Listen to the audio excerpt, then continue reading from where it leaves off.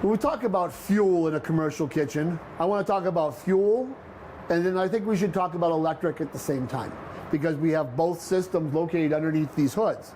All appliances in a commercial kitchen are designed to either be on pedestals or wheels. Pedestals so we clean underneath, wheels so we can remove them very easily for cleaning.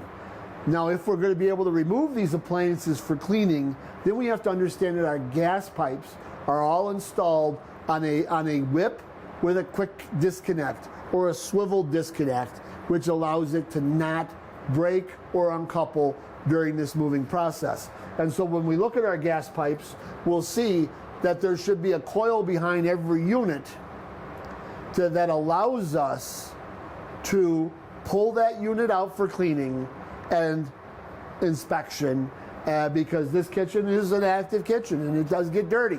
And so we want to pull that out, get a good cleaning. And then when we look at electric, let's look at some of the interesting elements that come with electric in a kitchen. So beyond the gas pipes, we'll have electric.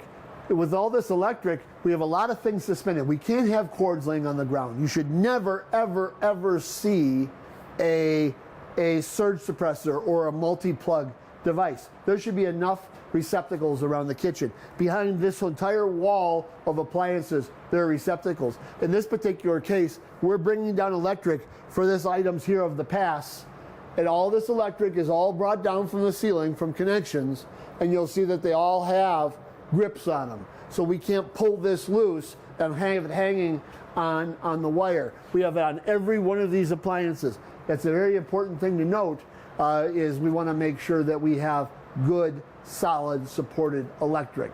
You do not have to remove drop ceilings, you don't have to look above there, but we do have to take a look for any of those things that might be present.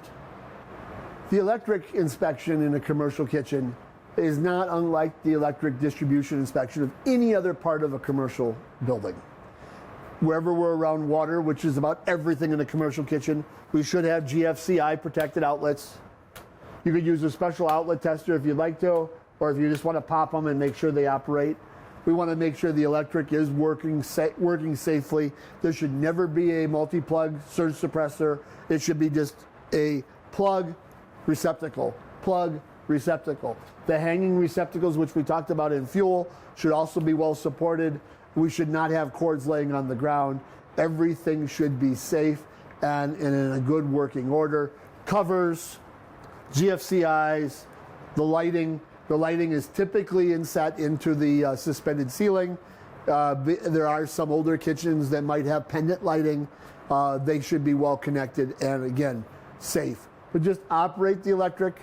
Look for any telltale signs of any issues. Again, missing cover plates, broken GFCIs, or loose hanging electric are our most common items found.